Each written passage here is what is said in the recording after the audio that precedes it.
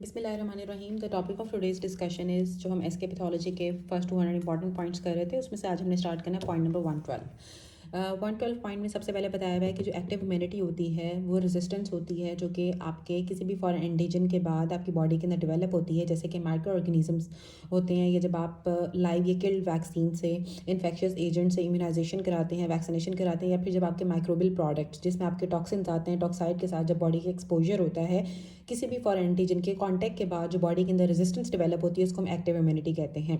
Passive immunity में ऐसे resistance develop होती है जो कि एंटीबॉडीज़ बेस्ड होती है और किसी और होस्ट के अंदर ऑलरेडी एंटीबॉडीज़ बनी हुई होती हैं, तो उसको हम पैसिव इम्यूनिटी कहते हैं। जिसमें हम जो जैसे कि हम एंटीबॉडी टेटनस के अगेंस्ट, आपके बॉटुलिज्म टॉक्सिन के अगेंस्ट, डिप्थीरिया के अगेंस्ट, रेबीज़ के अगेंस्ट जो एंटीबॉडीज़ प्री फॉर्म्ड एंटीबॉडीज़ होती हैं, जब आप बॉडी के अंदर इंजेक्ट करते हैं तो हम कहते हैं कि पैसिव इम्यूनिटी है। पैसिव इम्यूनिटी के अंदर जो एंटीबॉडीज़ होती हैं वो किसी और होस्ट के अंदर बनी हुई होती हैं, इसके अंदर नहीं बनी हुई होती, आपकी अपनी बॉडी में नहीं बनती हैं। और एक्टिव इम्यूनिटी के अंदर आपकी अपनी बॉडी के अंदर ही फॉरेन एजेंट्स आते हैं, उनके अगेंस्ट आपकी बॉडी काम करती है, रिएक्ट करती है, और उसके बाद वहाँ पर रेजिस्टेंस डेवलप हो जाती है। सडन डेथ जो होती है ना, वो मेजर कॉज जो होती है सडन डेथ की, वो अक्सर एम्बोलिज्म होती है। 24 से 48 आवर्स के बाद जब आपको एक्यूट इन्फ्लामेशन हो जाती है तो आपके ब्लड के अंदर हमें मोनोसाइट्स नज़र आते हैं जो कि एक्यूमुलेट होना स्टार्ट हो जाते हैं। 24 से 48 आवर्स के बाद मोनोसाइट्स एक्यूमुलेट होना स्टार्ट हो जाते हैं। यूबिक्यूटिन प्रोटियोसोम पाथवे और ऑटोफेगिक वैक्यूल्स आपके मेनली इन्वॉल्व होते हैं एट्रॉफी में। एट्रॉफी के अंदर यूबिक्यूटिन प्रोटियोसोम पाथवे होता है और साथ ऑटोफेगिक वैक्यूल्स यूज़ होते हैं। रिजर्व स्टेम सेल्स आपके मेटाप्लेजिया के अंदर मेन प्लेयर्स होते हैं, जो मैकेनिकल और ट्रॉफिक फैक्टर्स दोनों ही हाइपरट्रॉफी के अंदर इन्वॉल्व होते हैं। ईओसिनोफिल्स आपके मेजर इंपॉर्टेंट सेल्स होते हैं एलर्जिक इन्फेक्शंस के अंदर। एक्यूट इन्फ्लामेशन के सीक्वेंस ऑफ इवेंट्स में सबसे पहले आपको ट्रांजिएंट वेजो कंस्ट्रिक्शन होगी, थोड़ी देर के लिए वेसल्स आपकी कॉन्स्ट्रिक्ट कर जाती हैं, फिर वेजो डायलेशन होती है, फिर स्टेसिस होती है, फिर मार्जिनेशन होती है आपके जो सेल्स होते हैं उनकी, फिर रोलिंग होती है, फिर वो एडहेयर कर जाते हैं, फिर डायपेडेसिस होती है, कीमोटैक्सिस होती है, और फिर फेगोसाइटोसिस हो जाती है। सबसे पहले ट्रांजिएंट वेजो कंस्ट्रिक्शन, फिर वेजो डायलेशन, स्टेसिस, मार्जिनेशन, फिर उसकी रोलिंग के बाद उसकी एडहेयर कर जाना, फिर डायपेडेसिस होती है, कीमोटैक्सिस होता है, और एंड में फेगोसाइटोसिस हो जाती है। जो मैक्रोफेजेस होते हैं वो हमें रेटिकुलो एंडोथेलियल सिस्टम का पार्ट होते हैं। जैसे कि आपके बोन्स के अंदर जो होते हैं वो ऑस्टियोक्लास्ट मैक्रोफेजेस होते हैं, ब्रेन के अंदर माइक्रोग्लाया होते हैं, लिवर के अंदर आपके कुफर सेल्स होते हैं, लंग्स के अंदर आपके एल्वुलर मैक्रोफेजेस होते हैं, और लिम्फ नोड्स के अंदर आपका साइनस हिस्टियोसाइट्स होते हैं, और रेटिकुलो एंडोथेलियल सिस्टम का ये पार्ट होते हैं। ट्यूबरक्लोसिस आपकी लीडिंग कॉज है ग्रैनुलोमा की पाकिस्तान के अंदर। अगर पाकिस्तान के अंदर किसी को ग्रैनुलोमा बना हुआ होगा तो ज़्यादातर वो टीबी की वजह से होगा। जो मेजर ग्रैनुलोमेटस कॉजेज होती हैं इसमें सार्कोइडोसिस आती है, लेप्रोसी आती है, कैट स्क्रैच डिजीज़ आती है, फंगल इन्फेक्शंस आती हैं। जो ग्रेडिंग होती है ट्यूमर की वो उसकी डिफरेंशिएशन के ऊपर डिपेंड करती है, नोड्स के ऊपर डिपेंड करती है, सॉरी एटाइपिया के ऊपर डिपेंड करती है, और माइटोसिस के ऊपर डिपेंड करती है। ठीक है, ग्रेडिंग से हमें पता चलता है कि माइटोसिस कितनी हो रही है, एटिपिकल कितना है, एटाइपिया कितना है, और डिफरेंशिएशन कितनी है। जो स्टेजिंग होती है वो TNM स्टेजिंग होती है, ट्यूमर नोड मेटास्टेसिस। और मेजर ऑटोसोमल डोमिनेंट डिसऑर्डर्स में आपका स्केलेटन जो ऑटोसोमल डोमिनेंट है वो एक मार्फन सिंड्रोम है स्केलेटन सिस्टम के अंदर, हंटिंगटन्स डिजीज़ है, न्यूरोफाइब्रोमाटोसिस है, ऑटोसोमल डोमिनेंट होती है नर्वस सिस्टम के अंदर। हंटिंगटन्स डिजीज़, न्यूरोफाइब्रोमाटोसिस नर्वस सिस्टम में, स्केलेटन सिस्टम के अंदर मार्फन सिंड्रोम, और फैमिलियल पॉलीपोसिस कोलाई। GIT के अंदर आपके क्या होते हैं, familial polyposis coli. Familial polyposis coli आपके GIT के अंदर होते हैं।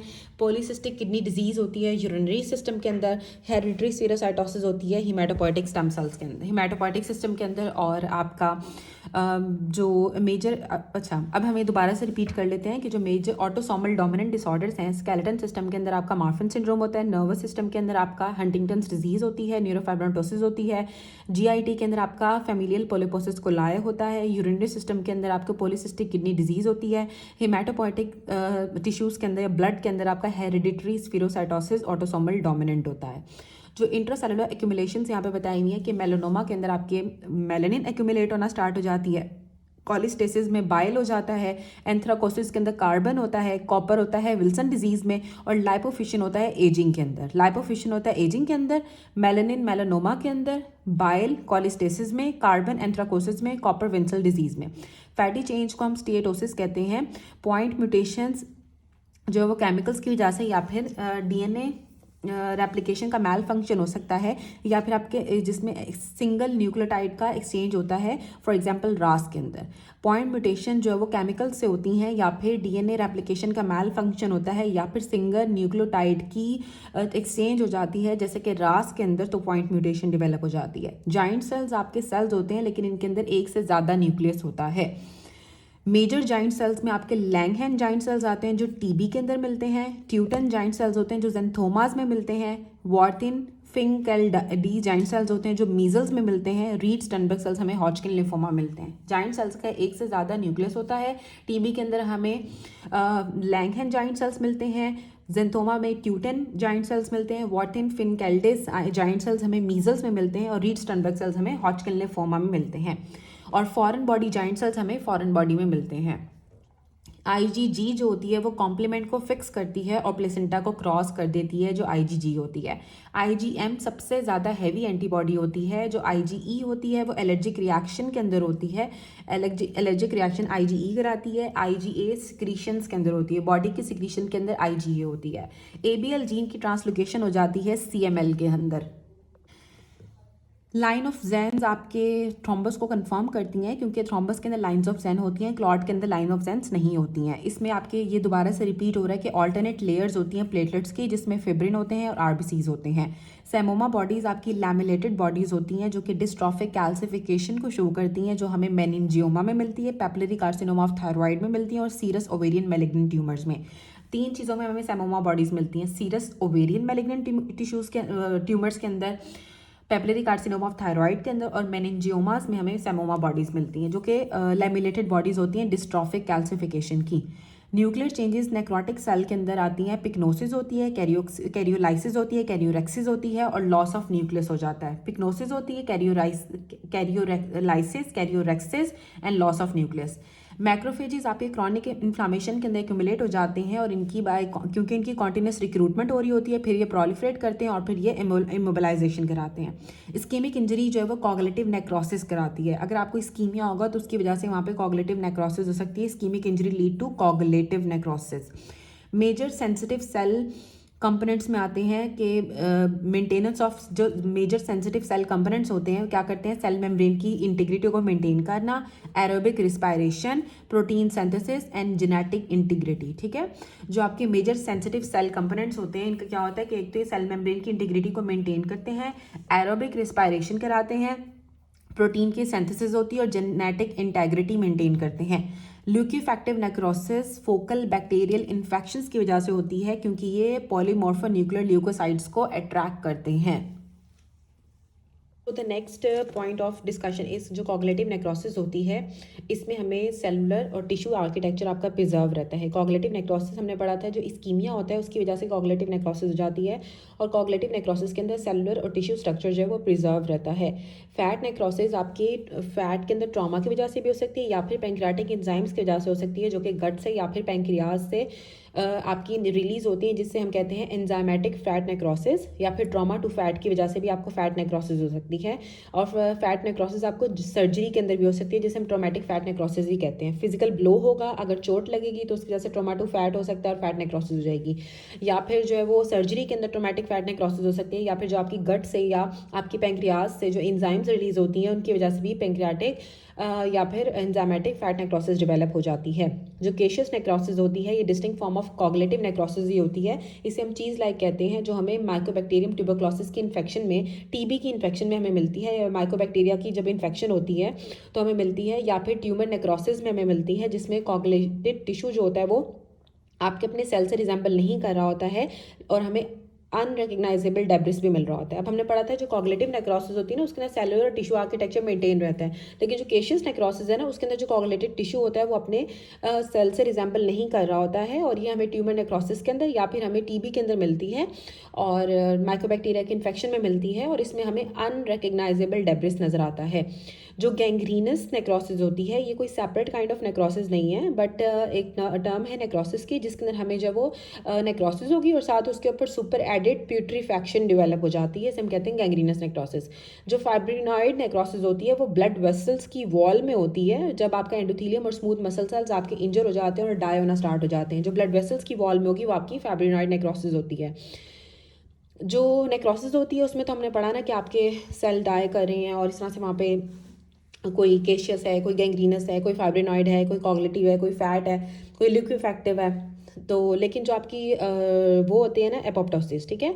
अब नेक्रोसिस में जहाँ पे सेल डाई करते हैं, स्वेल करते हैं, बर्स्ट करते हैं, उसका जो कंटेंट उसके एरिया में फैल जाता है, ठीक है, जिसकी वजह से वहाँ पे इन्फ्लामेटरी रिस्पॉन्स आता है। लेकिन जब एपोप्टोसिस होती है ना, वो बहुत क्लीन, साफ सुथरा और कंट्रोल्ड प्रोसेस होता है, जिसमें आपको जो सेल का कॉन्टेंट होता है वो सेल मेम्ब्रेन के अंदर ही रहता है और सेल जो है बर्स्ट भी नहीं करते और सराउंडिंग टिश्यूज़ के अंदर सेल का कॉन्टेंट नहीं जाता है।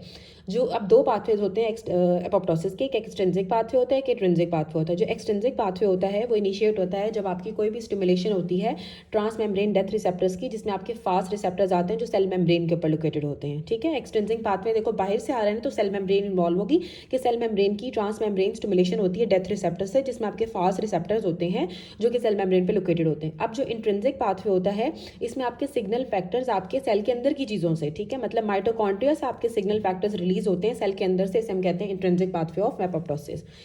जो मेल का जो ब्रोंकोजेनिक कार्सिनोमा होता है और फीमेल्स के अंदर ब्रेस्ट कार्सिनोमा सबसे ज़्यादा टॉप पे हैं, ठीक है। मेल्स के अंदर लंग कार्सिनोमा, ब्रोंकोजेनिक कार्सिनोमा सबसे ज़्यादा कॉमन होता है और फीमेल्स के अंदर breast carcinoma at the top हम डिस्कस करते हैं। जो प्री न्यूप्लास्टिक कंडीशंस होती हैं, ठीक है, मतलब जो अल्टीमेटली कैंसर में चेंज हो सकती हैं, जिसमें सिरोसिस ऑफ लिवर आती है जो बाद में हेपेटोसेलुलर कार्सिनोमा कराती है।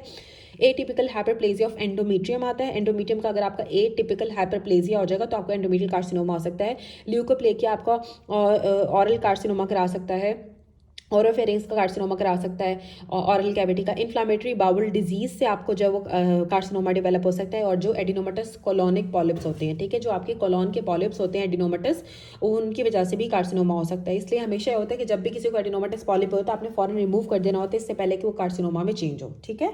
उसके बाद आते हैं कि इनिशिएटर केमिकल्स क्या होते हैं, ठीक है। इनिशिएटर केमिकल्स इरिवर्सिबल डैमेज कराते हैं डीएनए का, लेकिन ये स्पेयर डिस्प्लेजिया कराते हैं। और जो प्रोमोटर केमिकल्स होते हैं वो खुद जो है कैंसर को इंड्यूस नहीं करते हैं, लेकिन वो इन्हांस करते हैं, प्रोपिगेट करते हैं आपके इनिशिएटर केमिकल्स का, ठीक है। दो तरह के केमिकल्स हैं, एक इनिशिएटर केमिकल्स हैं, एक प्रोमोटर केमिकल्स हैं। जो इनिशिएटर केमिकल्स होते हैं वो खुद आपके डीएनए का रिवर्सिबल डैमेज कराते हैं और इसकी वजह से स्पेयर डिस्प्लेजिया हो जाता है। और जो प्रोमोटर केमिकल्स होते हैं वो इनिशिएटर केमिकल्स को ही प्रोपिगेट करते हैं या इन्हांस करते हैं और खुद से प्रोड्यूस नहीं करते हैं कैंसर को।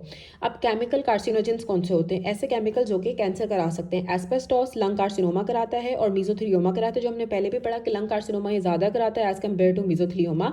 जीआईटी ट्रैक्ट, इसोफेगस और लार्ज इंटेस्टाइन और स्टमक का भी कैंसर कराता है, ठीक है। जीआईटी ट्रैक का और लंग का और मेसोथेलियम का ये हमारे पास कैंसर कराता है। जो आर्सेनिक होता है ये आपका लंग का, स्किन का और हिमेंजियोसार्कोमा कराता है। आर्सेनिक आपको लंग का कैंसर कराता है, स्किन का कैंसर कराता है, हिमेंजियोसार्कोमा ब्लड वेसल्स का कराता है, ठीक है। इसमें कैपिलरी ब्लड वेसल्स इन्वॉल्व होती हैं। उसके बाद आता है बेरिलियम। बेरिलियम भी लंग का कार्सिनोमा कराता है, कैडमियम प्रोस्टेट का कार्सिनोमा कराता है और बेंजीन ल्यूकीमिया कराता है। बेंजीन ल्यूकीमिया कराएगा, ठीक है, बेंजीन ल्यूकीमिया कराएगा। बेरिलियम भी लंग कार्सिनोमा कराता है, कैडमियम प्रोस्टेट का कार्सिनोमा कराता है और जो आर्सेनिक होता है वो लंग का, स्किन का और हिमेंजियोसार्कोमा कराता है। आयनाइजिंग रेडिएशंस की वजह से डिसजंक्शन हो जाती है, रैंडम फ्यूजन होगी और साथ म्यूटेशन डेवलप हो जाती है, ठीक है।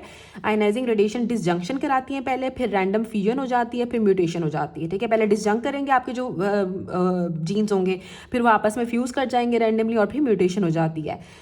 जब एक्सपोजर होते हैं लॉन्ग टर्म रेडिएशंस का, उसकी वजह से आपको ल्यूकीमिया हो सकता है या फिर थायराइड कैंसर हो सकते हैं, ठीक है। रेडिएशन इंड्यूस्ड आपके ल्यूकीमियाज हो सकते हैं या फिर आपको थायराइड के कैंसर डेवलप हो जाते हैं। Initiation, latent stage, promotion, malignant transformation, ठीक है, ये आपकी कार्सिनोजेनेसिस की स्टेजेस हैं। सबसे पहले क्या होगा, कार्सिनोजेनेसिस में इनिशिएशन होती है, फिर लेटेंट स्टेज आती है जिसमें वो डोर्मेंट हो जाएगा, फिर प्रमोशन होती है, फिर मैलिग्नेंट ट्रांसफॉर्मेशन होती है। Initiation, latent stage, promotion and malignant transformation. उसके बाद जो मास्ट सेल्स होते हैं वो मेन सोर्स होते हैं हिस्टामीन के और प्लेटलेट्स आपके मेन सोर्स होते हैं सेरोटोनिन के। सेरोटोनिन आपकी प्लेटलेट से आती है और मास्ट सेल से हिस्टामीन आती है। थ्रोम्बोक्सेन्स A2 जो होते हैं वो प्लेटलेट से आते हैं और ये एग्रीगेट करते हैं प्लेटलेट्स को, ब्लड वेसल की कॉन्स्ट्रिक्शन कराते हैं और हीमोस्टेसिस के लिए बहुत इंपॉर्टेंट होते हैं, जो थ्रोम्बोक्सिन्स A2 होते हैं वो प्लेटलेट से आते हैं, प्लेटलेट्स की एग्रीगेशन कराते हैं, ब्लड वेसल्स को कॉन्स्ट्रिक्ट करते हैं और हीमोस्टेसिस के लिए बहुत ज़्यादा इंपॉर्टेंट होते हैं। जो प्रोस्टासाइक्लिन्स PGI2 होती हैं वो वेसल वॉल से सिक्रीट होते हैं, ये प्लेटलेट की एग्रीगेशन को प्रिवेंट करते हैं, ब्लड वेसल्स को डायलेट करते हैं और ये हीमोस्टेसिस के लिए बहुत ज़रूरी होते हैं जब हीमोस्टेसिस अननेसेसरी होती है। ठीक है, जब हीमोस्टेसिस अननेसेसरी होगी तो उसके लिए ज़रूरी होते हैं। अब जो प्रोस्टासाइक्लिन्स PGI2 और जो थ्रोम्बोक्सिन्स A2 इनका ऑपोजिट एक्शन है। जो प्रोस्टासाइक्लिन्स हैं वो प्लेटेट के एग्रीगेशन को प्रिवेंट करते हैं, जो प्रोस्टासाइक्लिन I2 होता है, और जो थ्रोम्बोक्सिन्स A2 होते हैं वो प्लेटेट्स को एग्रीगेट कराते हैं। थ्रोम्बोक्सिन्स A2 वेजो कंस्ट्रिक्शन कराएंगे और जो प्रोस्टाग्लैंडिन्स I2 होता है वो वेजो डायलेशन कराते हैं, वो हीमोस्टेसिस कराते हैं और ये तब करते हैं जब आपने हीमोस्टेसिस को रोकते हैं, जो प्रोस्टाग्लैंडिन्स I2 होते हैं। जो सेपरेटिव और प्यूरुलेंट इन्फ्लामेशन होती है इसमें आपके पस की बहुत ज़्यादा प्रोडक्शन होती है और साथ इसमें प्यूरुलेंट एक्सुडेट मिलता है। अब हमें बताया था कि प्यूरुलेंट एक्सुडेट के अंदर हमें न्यूट्रोफिल्स मिलते हैं, नेक्रोटिक सेल्स मिलते हैं और एडीमा फ्लूइड होता है। प्यूरुलेंट जो आपकी एक्सुडेट होती है इसमें हम न्यूट्रोफिल्स मिलते हैं, नेक्रोटिक सेल्स मिलते हैं और एडीमा फ्लूइड मिलता है।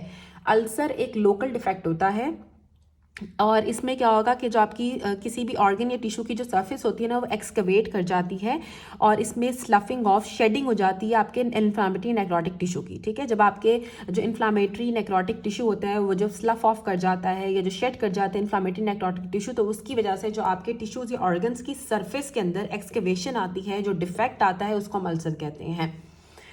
टेराटोमा जो है वो एक से ज़्यादा जर्म सेल लेयर से जो ट्यूमर ड्राइव होते हैं उसको हम टेराटोमा कहते हैं, जो एक से ज़्यादा जर्म सेल लेयर से डिराइव्ड होते हैं। सेमिनोमा, मेलानोमा, हिपेटोमास, ये सारे मेलिग्नेंट ट्यूमर्स हैं। हालांकि ये ओमास हैं, ओमास यूजुअली हम समझते हैं कि वो मिनाइन होते हैं, लेकिन जो सेमिनोमा है, जो मेलानोमा है और हिपेटोमा, ये सारे मेलिग्नेंट ट्यूमर्स हैं। कितना जो ट्यूमर है वो अपने पेरेंट सेल से रिजेंबल करता है, इसको हम डिफ्रेंशिएशन कहते हैं। ठीक है, कितना ट्यूमर अपने पेरेंट सेल से रिजेंबल करेगा उसको हम डिफ्रेंशिएशन कहते हैं। जो डिफ्रेंशिएशन की रेंजेस जो होती हैं इसमें वेल डिफ्रेंशिएटेड हो सकता है, मॉडरेटली डिफ्रेंशिएटेड हो सकते हैं, पुअरली डिफ्रेंशिएटेड हो सकते हैं या फिर अनडिफ्रेंशिएटेड। जो अनडिफ्रेंशिएटेड होता है उसको हम एनाप्लेजिया कहते हैं। अनडिफ्रेंशिएटेड को हम एनाप्लेजिया कहते हैं। रेंजेस ऑफ डिफ्रेंशिएशन में वही वेल, मॉडरेटली, पुअरली, अनडिफ्रेंशिएटेड, एनाप्लेजिया आती है। मेलिग्नेंट सेल्स के अंदर न्यूक्लियर टू साइटोप्लाज्म रेशियो ज़्यादा हो जाती है, हाइपरक्रोमैटिक न्यूक्लियाई हमें नजर आता है, न्यूक्लियोलाए भी बहुत ज़्यादा प्रोमिनेंट हो जाता है, साइटोप्लाज्म स्कैंटी हो जाएगा और प्लियोमॉर्फिज्म मिलता है। मेलिग्नेंट सेल्स की कैरेक्टरिस्टिक में न्यूक्लियर टू साइटोप्लाज्म रेशियो ज़्यादा हो जाती है, हाइपरक्रोमैटिक न्यूक्लियाई हमें मिलता है, स्कैंटी साइटोप्लाज्म हो जाता है, न्यूक्लियोलाए प्रोमिनेंट हो जाता है, प्लियोमॉर्फिज्म मिलता है। कार्सिनोमा इन सिटू आपका फुल थिकनेस डिस्प्लेजिया होता है जो कि आपकी बेसमेंट मेम्ब्रेन से सरफेस ऑफ एपिथेलियम तक होता है, लेकिन बेसमेंट मेम्ब्रेन को क्रॉस नहीं कर रहा होता है। फुल थिकनेस डिस्प्लेजिया होगा लेकिन बेसमेंट मेम्ब्रेन से सरफेस एपिथेलियम तक होगा, लेकिन बेसमेंट मेम्ब्रेन को क्रॉस नहीं करता है। डिस्प्लेजिया में आपके एटिपिकल प्रोलिफरेशन होती है सेल की, जिसमें न्यूक्लियस आपका इनलार्ज कर जाता है और डिफरेंशिएशन नहीं होती है और अल्टीमेटली इस फिर ये मैलिग्नेंसी कराता है। जो चेंज होता है जो कि आपके स्ट्रोमा के अंदर होता है जब ट्यूमर इन्वेड करता है, इसे हम कहते हैं डेस्मोप्लेजिया। जो स्ट्रोमा चेंज होता है ना ट्यूमर के इन्वेड करने की वजह से, उसे हम डेस्मोप्लेजिया कहते हैं। बिनाइन ट्यूमर्स कभी भी लोकली इन्वेड नहीं करते हैं, मेलिग्नेंट ट्यूमर्स हमेशा इन्वेड करते हैं सराउंडिंग टिश्यूज में। जो कार्सिनोमा ऑफ ओवरी है वो बॉडी कैविटीज़ को के अंदर स्प्रेड कर जाता है। Carcinoma of ovary body cavities के अंदर स्प्रेड कर जाता है। कॉमनेस्ट प्लेस जो होती है ना मेटास्टेसिस के लिए वो लिवर और लंग होती है। ठीक है, लिवर लंग के अंदर सबसे ज़्यादा मेटास्टेसाइज करते हैं जो ट्यूमर्स होते हैं। जो पेरीन्यूरल स्प्रेड होता है वो हमें प्रोस्टेट के कार्सिनोमा में मिलता है और पेंक्रियास के कार्सिनोमा में। 2 पीस से याद रखना है, पेरीन्यूरल स्प्रेड प्रोस्टेट के कार्सिनोमा में होगा और पेंक्रियास के कार्सिनोमा में होता है। न्यूक्लियर डैमेज आपका हॉल मार्क है इरिवर्सिबल सेल इंजरी का। न्यूक्लियर डैमेज हॉल मार्क है इरिवर्सिबल सेल इंजरी का, कि न्यूक्लियस डैमेज हो जाता है इरिवर्सिबल सेल इंजरी में। जो scientific study of structural change and functional consequence of injury stimulus on cells and tissues and organ is pathology. Pathology का मतलब ये होता है कि हम साइंटिफिक स्टडी करते हैं कि स्ट्रक्चरल चेंज क्या आ रहा है, फंक्शनल कॉन्सिक्वेंसेस क्या होते हैं किसी भी इंजरियस स्टिमुलाई के सेल के ऊपर और टिश्यूज के ऊपर। ठीक है, जो स्ट्रक्चरल फंक्शनल चेंज आता है किसी भी इंजरियस स्टिमुलस का सेल और टिश्यूज के ऊपर, उसको हम पैथोलॉजी कहते हैं। ठीक है, पैथोलॉजी में आपने एबनॉर्मल चीज़ें पढ़नी है कि कोई भी अगर डैमेज होगा तो क्या होगा। डिजीजेज सारी पैथोलॉजी में आती हैं, जो नॉर्मल फंक्शनिंग होती है वो आपकी फिजियोलॉजी होती है। मेटाप्लेजिया के ये टू एज स्वॉर्ड होता है मेटाप्लेजिया, ठीक है, क्योंकि ये डिस्प्लेजिया भी कराता है और साथ इसमें जो आपका ओरिजिनल फंक्शन होता है लेस सेल का वो भी लॉस्ट हो जाता है, ठीक है, क्योंकि डिस्प्लेजिया भी कराता है, सेल्स की सेल चेंज भी डिफरेंट हो जाएंगे, डिफरेंशिएशन भी हो जाएगी सेल्स की, एटिपिकल सेल्स भी बनना स्टार्ट हो जाएंगे और साथ जो है ना वो आपका जो सेल्स का जो अपना ओरिजिनल फंक्शन था वो भी लॉस्ट हो जाता है। मेटाप्लेजिया डिस्प्लेजिया कराता है। जो एट्रोफिक सेल्स होते हैं वो उनकी डेथ नहीं होती है लेकिन उनका जो फंक्शन होता है वो डिमिनिश्ड हो जाता है। एट्रोफिक सेल्स में क्या होता है, डिमिनिश्ड फंक्शन होता है लेकिन सेल डेड नहीं होते हैं। सेल डेथ जो होती है वो दो तरीके से ही होती है, या नेक्रोसिस से या फिर वेप्टोसिस से। ये जो एट्रोफिक सेल्स हैं उनमें सेल डेथ नहीं हो रही है लेकिन उनका फंक्शन कम हो गया। जो पैथोलॉजिकल हाइपरप्लेजिया होता है वो फर्टाइल सॉइल होती है किसी भी कैंसरस प्रोलिफरेशन के लिए, जैसे कि बिनाइन प्रोस्टेटिक हाइपरप्लेजिया और एंडोमेट्रियल हाइपरप्लेजिया। जो पैथोलॉजिकल हाइपरप्लेजिया है ना, जो फिजियोलॉजिकल नहीं होते, जैसे कि बिनाइन प्रोस्टेटिक हाइपरप्लेजिया पैथोलॉजिकल है और जो आपका एंडोमेट्रियल हाइपरप्लेजिया आपका पैथोलॉजिकल होता है, ये अल्टीमेटली कैंसर करा देते हैं। डिस्प्लेजिया आपके रिग्रेस कर जाते हैं और कभी भी does not always lead to cancer, ठीक है। डिस्प्लेजियाज आपके रिग्रेस कर जाते हैं और ये कैंसर नहीं कराते हैं, ठीक है, हमेशा जो है वो कैंसर नहीं कराते हैं, कैंसर कराते हैं लेकिन हमेशा कैंसर नहीं कराते हैं। ऐसा भी हो सकता है कि डिस्प्लेजिया हो और वो रिग्रेस कर जाए और वो कैंसर ना कराए। जो ट्रांसुरेट्स होते हैं वो फ्लूइड एक्यूमुलेशन होती है जो कि जिसमें सॉल्ट वाटर होता है और ये प्रेशर प्रॉब्लम्स की वजह से डिवेलप होता है, ठीक है। ट्रांसुरेट हमेशा pressure, high pressure, low pressure की वजह से आपका डिवेलप होगा ट्रांसुरेट, और इसके अंदर जो सॉल्ट की क्वांटिटी होती है वो कम होती है और सॉल्ट वाटर होता है, सॉरी, ठीक है, सॉल्ट वाटर होता है, इसमें कोई प्रोटीन्स नहीं होती हैं। जो एक्सुडेट होता है ना, ये प्रोटीन्स होती हैं, इसके अंदर फ्लूइड की एक्यूमुलेशन होगी, साथ प्रोटीन्स भी होगी और लीकी ब्लड वेसल्स की वजह से होगी। एक्सुडेट ब्लड वेसल्स के लीक हो जाने की वजह से होता है कि जो लार्ज मॉलिक्यूल्स प्रोटीन्स भी आपके एक्सुडेट में चले जाते हैं, तो इसे हम कहते हैं कि प्रोटीन रिच फ्लूइड जो होता है एक्सुडेट होता है। और जो ट्रांसुरेट होता है इसमें प्रेशर का मसला आता है, हाई प्रेशर लो प्रेशर मसले आते हैं, जिसकी वजह से आपका सॉल्ट वाटर, सिर्फ पानी और नमक या पानी और जो सॉल्ट या आपके जो सॉल्यूट्स होते हैं बस वो होता है। डिसेमिनेटेड इंट्रावैस्कुलर कोगुलेशन में आपकी जो कोगुलेशन कास्केड होती है ना वो एक्टिवेट हो जाती है पूरी की पूरी बॉडी के अंदर, ठीक है। ये बुरी होती है वो इसलिए क्योंकि ये आपके ऑर्गन्स के अंदर थ्रोम्बस बना देती है क्योंकि कोगुलेशन कास्केड एक्टिवेट हो गई है, ठीक है। और जब बहुत सारी जगह कोगुलेशन कास्केड एक्टिवेट हो जाती है, थ्रोम्बस, सारे प्लेटलेट, सारे क्लॉटिंग फैक्टर्स यूज हो गए हैं, तो अल्टीमेटली आपको ब्लीडिंग होना स्टार्ट हो जाती है क्योंकि आपके सारे क्लॉटिंग फैक्टर्स एक्यूमुलेट कंज्यूम हो जाते हैं और साथ आपकी प्लाज्मिन की एक्टिवेशन हो जाती है। कुछ लोगों के लिए जो थ्रोम्बस होता है ना, ठीक है, वो कहते हैं कि एंटी मॉर्टम काइंड है, ठीक है। और जो पोस्ट मार्टम पे हम कहते हैं तो क्लॉट और थ्रोम्बस, क्लॉट हम तब कहते हैं जब एक बंदे को मर जाने के बाद होते हैं और थ्रोम्बस होता है एंटी मॉर्टम। जो आर्टीरियल थ्रोम्बाई होते हैं वो बेसिकली आपके रप्चर्ड एथ्रोसेक्लेरोटिक प्लाक के ऊपर ही आपके आर्टीरियल थ्रोम्बाई बनते हैं। और अब जो आर्टीरियल थ्रोम्बाई होते हैं ना वो आपके रप्चर्ड एथ्रोसेक्लेरोटिक प्लाक के ऊपर ही आर्टीरियल थ्रोम्बाई बनते हैं और ये वैस्कुलर डिजीज या फिर ओल्ड सर्जरी वाली जगह पे आर्टीरियल थ्रोम्बाई नहीं बनता, ठीक है। जो आर्टीरियल थ्रोम्बाई होता है वो हमेशा एथ्रोसेक्लेरोटिक प्लाक से ही रप्चर होकर आर्टीरियल थ्रोम्बाई बन जाता है। वेजिटेशंस भी आपके थ्रोम्बस ही होते हैं लेकिन वो कार्डिक वाल्व्स के ऊपर होते हैं और ये इनमें अगर बैक्टीरिया से लोडेड होंगे तो बैक्टीरियल एंडोकार्डाइटिस करा देते हैं। अगर स्टीराइल होंगे तो उसको मेरेंटिक या वेरिकोस या ब्लैंड कहते हैं और ये जो है वो thrombi of acute rheumatic fever भी कराती हैं, ठीक है। वेजिटेशन जब आपकी कार्डिक वाल्व्स के ऊपर थ्रोम्बस बन जाते हैं इसको वेजिटेशन कहते हैं। जो बैक्टीरिया अगर होगा तो बैक्टीरियल एंडोकार्डाइटिस कराते हैं, अगर स्टीराइल होंगे तो इसको मेरेंटिक, वेरिकोस या ब्लैंड भी कहते हैं। और जो हमें एक्यूट रूमेटिक फीवर के अंदर भी हमें जो है स्टीराइल वेजिटेशन बन जाती हैं आपके कार्डिक वाल्व्स पे। एम्बुलस एक ग्रीक वर्ड है जिसका मतलब होता है बॉटल स्टॉपर। पल्मोनरी एम्बुलाइजेशन आपकी one of the greater killer है हॉस्पिटल पेशेंट्स के अंदर और एंटी मार्टम डायग्नोसिस जो होती है इसकी अनसेटिस्फैक्ट्री इवन ड्यू है। जो पैराडॉक्सिकल एम्बुलस होता है जिसे हम क्रॉस एम्बुलस कहते हैं, जो कि एक सिस्टमिक वेन के अंदर बनता है, ठीक है, उसका वो राइट से लेफ्ट इंट्राकार्डिक शंट के थ्रू या बर्थ डिफेक्ट के थ्रू आपके किसी सिस्टमिक आर्टरी को ऑक्लूड कर देता है, ठीक है। पैराडॉक्सिकल थ्रोम्बस क्रॉस एम्बुलस होता है, पैराडॉक्सिकल एम्बुलस आपका क्रॉस्ड एम्बुलस होता है जो कि किसी एक सिस्टमिक वेन के अंदर बनता है, उससे पास कर जाता है right to left intracardiac shunt से, या फिर जाके कोई बर्थ डिफेक्ट है उससे पास कर जाएगा और आपकी किसी सिस्टमिक आर्टरी को ऑक्लूड कर देगा। जो लॉन्ग बोन फ्रैक्चर्स होते हैं वो फैट एम्बुलिज्म की कॉज होते हैं।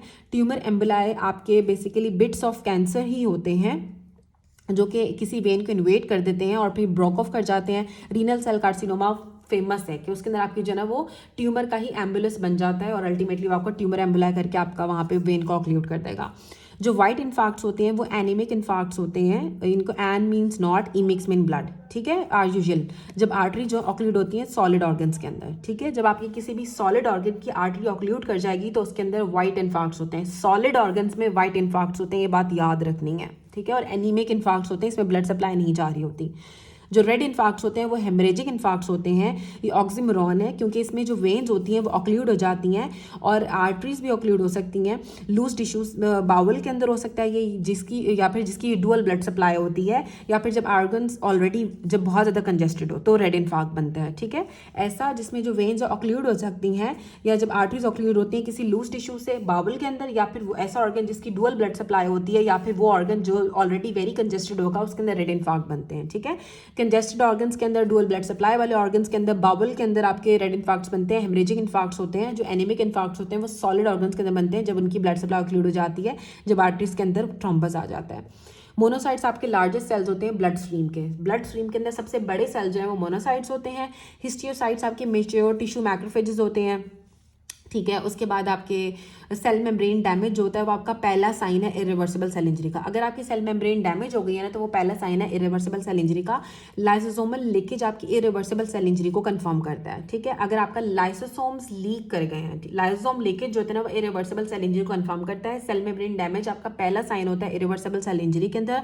कोरियोस्टोमाज और हीमाटोमाज आपके नियोप्लाज्म नहीं है। कोरियोस्टोमाज और हीमाटोमाज नियोप्लाज्म नहीं है। कोरियोस्टोमाज और हीमाटोमाज आपके नियोप्लाज्म नहीं होते हैं। Fibroblast growth factor, tumour growth factor, vascular endothelial growth factor, epidermal growth factor, ये सारे ग्रोथ फैक्टर्स हैं, मेन ग्रोथ फैक्टर्स हैं। एंडोथीलियम लीकी हो जाती है एक्यूट इन्फ्लामेशन के अंदर, क्योंकि सबसे पहले वेन्यूल्स के अंदर एंडोथीलियल गैप्स बनते हैं, फिर साइटोस्केलेटन रीऑर्गेनाइज करता है, ट्रांससाइटोसिस होती है, डायरेक्ट एंडोथीलियल इंजरी होती है, फिर ल्यूकोसाइट डिपेंडेंट एंडोथीलियल इंजरी होगी, ल्यूकोसाइट डिपेंडेंट इंजरी होगी, फिर डिलेड प्रोलॉन्ग लीकेज होता है और एंड में लीकेज हो जाती है आपकी न्यू ब्लड वेसल से।